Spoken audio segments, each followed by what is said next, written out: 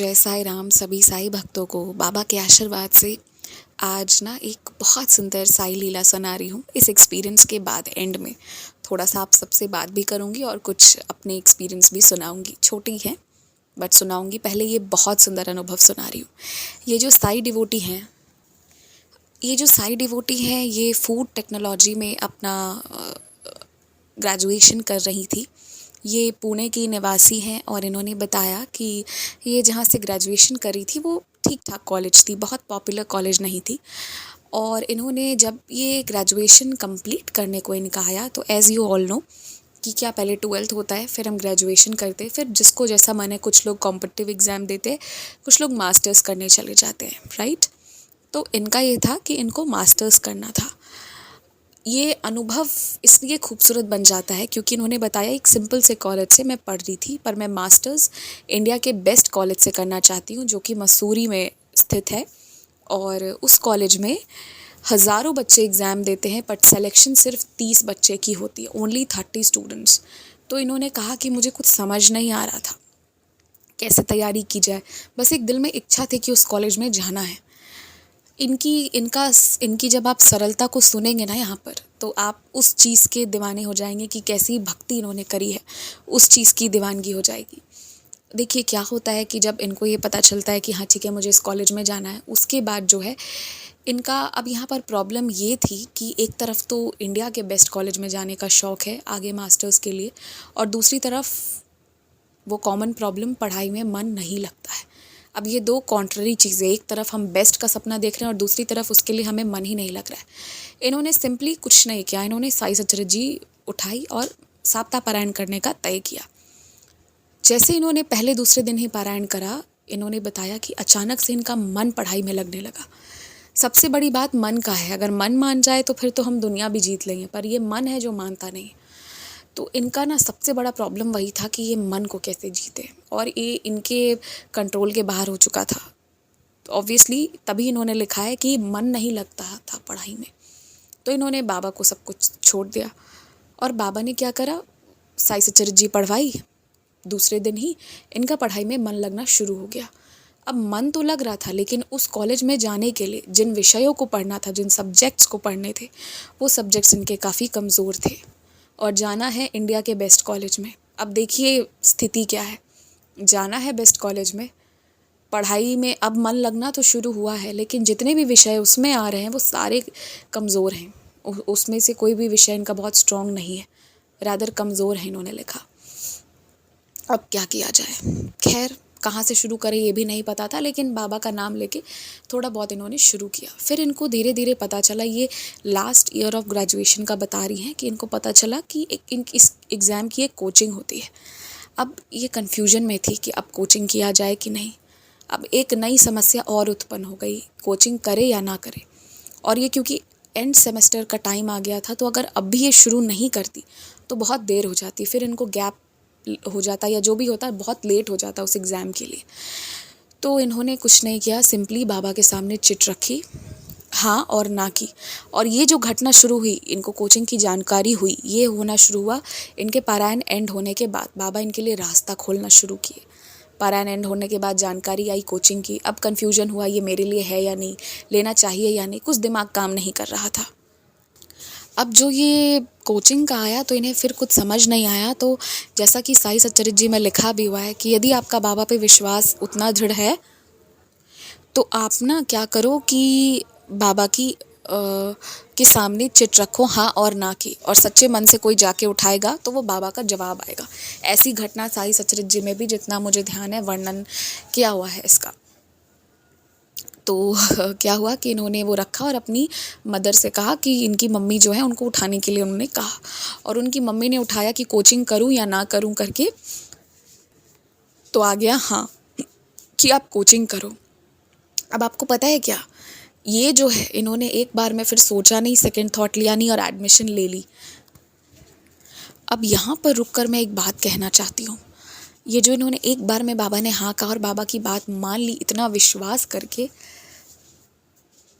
I think next sentence बहुत लोगों को बुरा लग सकता है, मैं पहले ही माफ़ी मांग ले रही हूँ, पर ये करने की सबकी हैसियत नहीं होती है। अच्छे इस चीज़ को कर नहीं पाते कि एक बार में बाबा ने जो कहा मान ले। कई बार ऐसा होता है कि आपने चिट उठाई और आपके मन के विपरीत की चीज़ आई, तो बहुत लोग बेस्ट ऑफ 3, बेस्ट ऑफ 5 या 5 चिट उठा लेते हैं, या अगला जो आएगा उसमें जो बाबा कहेंगे वही मानेंगे। और वो तब तक ऐसा करते हैं जब तक उनके मन के हिसाब का आंसर नहीं आता है। या बहुत लोग 5-6 बार उठाने के बाद कंफ्यूज्ड हो जाते हैं और फिर आकर पूछते हैं कि अब करना क्या है। तो ये जो भी लोग ऐसा करते हैं, आप लोग इनसे थोड़ा सा शिक्षा लीजिए।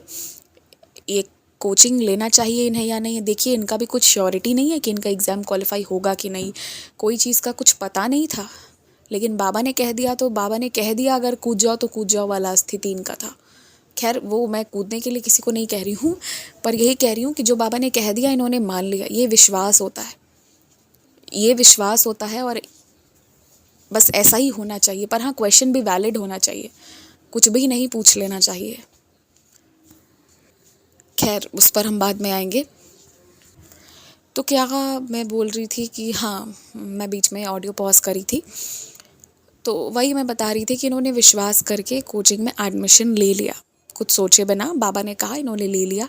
और इन्होंने बताया 8 महीने तक इन्होंने बहुत पढ़ाई करी, और साथ में प्रतिदिन साईं सच्चरित्र जी का एक अध्याय पढ़ती थी। और इन्होंने ये भी लिखा है कि ये ना एक बार भी ये नहीं सोचती थी कि नहीं होगा तो क्या होगा, ये नेगेटिव की ओर ध्यान नहीं देती थी। इसका मतलब ये नहीं है कि ये ओवर कॉन्फिडेंट या ओवर पॉजिटिव थी कि मेरा होगा, बिल्कुल होगा, ये वो ये नहीं। बस इनको पता था कि बाबा मेरे साथ हैं तो जो भी होगा बहुत अच्छा होगा, और नेगेटिव चीज़ पे ध्यान ही नहीं देती थी, कभी सोचा ही नहीं इन्होंने। और ये कहती हैं कि एक होता है ना कि बाबा मेरे साथ मौजूद हैं, इस चीज़ का अंदर से इंसान को फील आ जाना, वो चीज़ इनके साथ हो गई कि अंदर से इनका हृदय अब इस चीज़ को स्वीकार लिया कि बाबा हर दिन मेरे साथ है।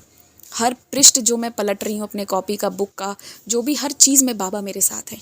ये देखिए, बाबा हम सबके साथ हैं, पर इस चीज़ को अपने हृदय में बसा लेना बहुत बड़ी बात होती है। मुश्किल यही है। बाबा तो हम हर बंदे के साथ हर मोमेंट, अगर 1 सेकंड उनका नज़र हट गया तो हम जीवित ही नहीं रहेंगे, हो ही नहीं सकता। लेकिन ये इस चीज़ को एड्रेस कर पाना, इस चीज़ को पे विश्वास कर पाना कि वो तो हमारे साथ हर पल है, इसका रियलाइजेशन होना बहुत बड़ी बात है, जो इनको हो गया था। और ये 8 महीने इन्होंने बस खूब मेहनत करे, एग्ज़ाम दिया। एंट्रेंस के अगले दिन बाबा ने शिरडी भी बुलाई, बहुत अच्छा शिरडी में इनके दर्शन वगैरह भी हुए। और फिर बाबा की कृपा से इनका 14th रैंक आया ऑल ओवर इंडिया में, जहाँ सिर्फ 30 बच्चे सेलेक्ट होते हैं। और वहाँ पर इनका सिलेक्शन हो गया जो इंडिया का बेस्ट कॉलेज है उसमें। और बाबा ने इस तरह से इनका साथ दिया। अब आपने ध्यान दिया होगा, इन्होंने कर्म करना नहीं छोड़ा, लेकिन विश्वास रखकर कर्म करा कि वो हैं, वो सब देख लेंगे, वो सब संभाल लेंगे। तो ये थी, इतनी खूबसूरत ये लीला है ना। आई थिंक हम सबको सीखना चाहिए, क्योंकि परीक्षा तो हम सब दे रहे हैं। कोई ज़रूरी नहीं है कि किसी कॉम्पिटिटिव एग्ज़ाम में बैठ कर ही दे रहे हैं, हम किसी और वे में भी परीक्षा दे रहे हो सकते हैं। पर यही बात है कि हमारा विश्वास होना चाहिए, और अगर विश्वास है तो फिर जैसा इनके साथ हुआ, उत्तीर्ण हुई, वैसे ही हम सब उत्तीर्ण होंगे। ये रहा एक सुंदर सा एक्सपीरियंस। और भी मैं कुछ शेयर करना चाहती हूँ।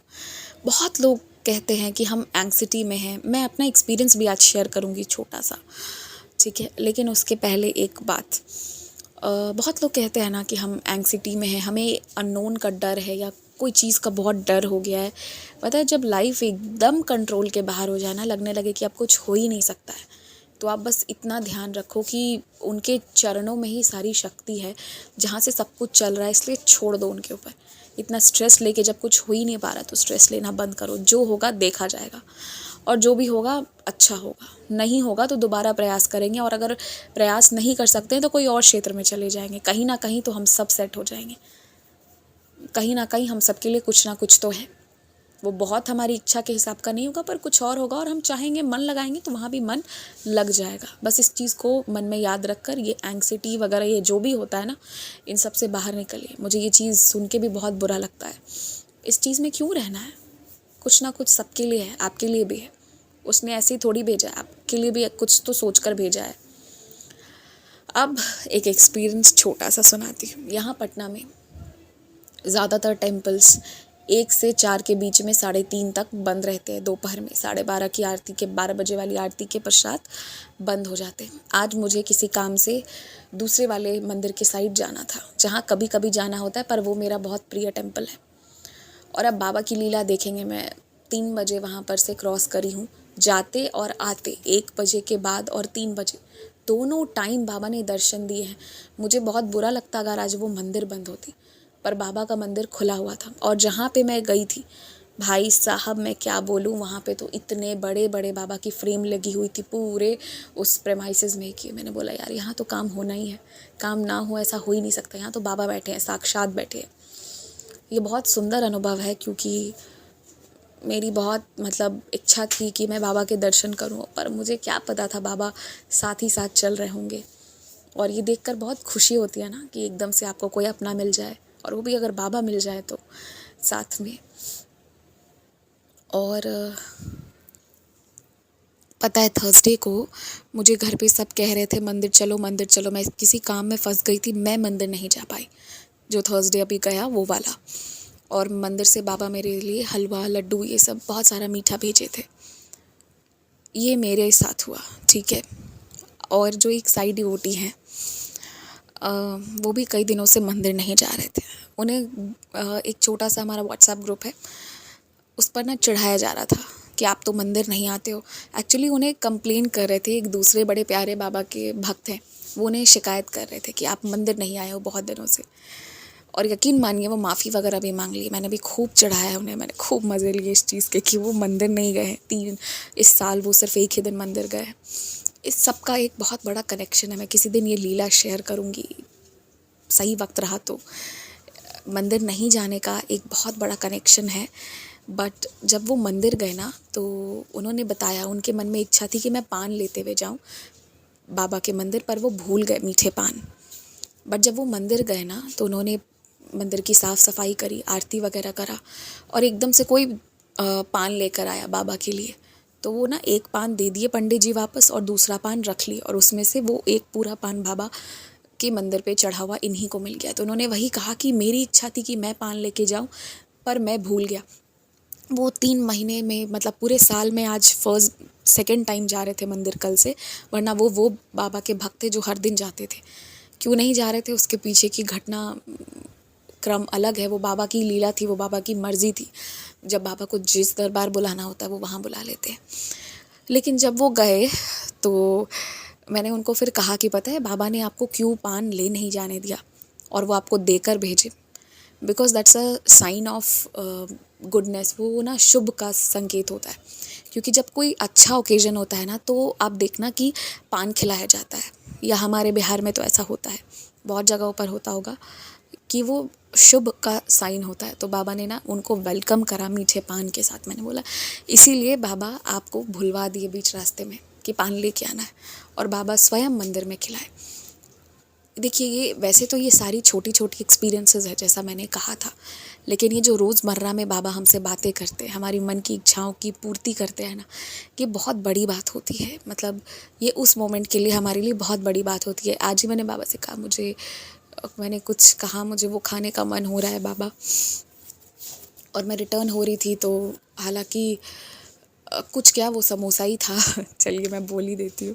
तो ये सब मैं खाना नहीं चाहती हूँ और मैं नहीं ही खाती हूँ, बट और आज गर्मी थी, लेकिन फिर भी मेरा बहुत मन हो गया और मुझे नहीं खाना चाहिए था, पर शायद आज बाबा को खिलाना था, इसलिए तबीयत बिगड़ी नहीं। लकीली लौटते वक्त हमारी कार एग्जैक्ट उसी पॉइंट पर रुकी जहाँ वो स्वीट्स का शॉप है, जहाँ मैं उधर जब भी जाती हूँ तो शॉप में ज़रूर जाती हूँ, क्योंकि कभी कभी ही जाना होता है।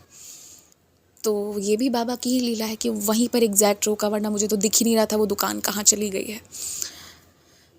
तो ये छोटी छोटी बातें हैं, पर हाँ बाबा हमें खुश कर देते हैं। और बाकी तो पता है क्या, आप बाबा पे छोड़ दो, जब अपने से कुछ नहीं हो तो छोड़ दो यार, बाबा देख लो, आप संभाल लो। तो फिर वो देख लेंगे, वो संभाल लेंगे, वो सब कुछ कर देंगे, क्योंकि हम हर चीज़ को कंट्रोल कर ही नहीं सकते। और कुछ चीज़ें कभी कभी सच में आउट ऑफ कंट्रोल लगने लगती है। छोड़ दीजिए, उनको करने दीजिए, उन्हें जैसे मर्ज़ी वो वैसे चला ले, फिर वो उनकी मर्ज़ी चलेगी तो बेस्ट ही होगा आपके लिए, हमारे लिए, हम सब के लिए। और अगर अभी मैं बोलती गई ना तो मैं बहुत कुछ बोल जाऊंगी बाबा के बारे में, इसलिए मैं इसे यहाँ पर विराम देती हूँ।